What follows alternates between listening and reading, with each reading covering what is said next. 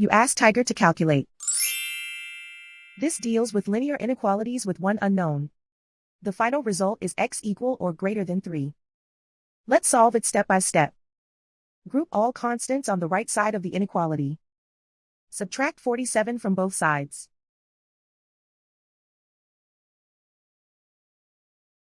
Simplify the arithmetic.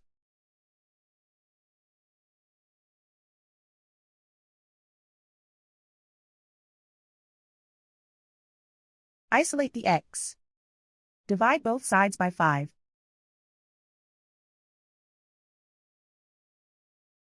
Simplify the fraction.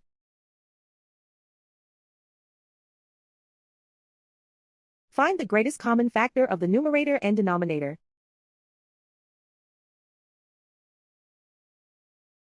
Factor out and cancel the greatest common factor.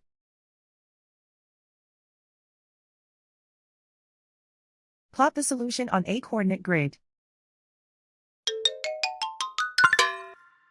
And so the final result is x equal or greater than 3.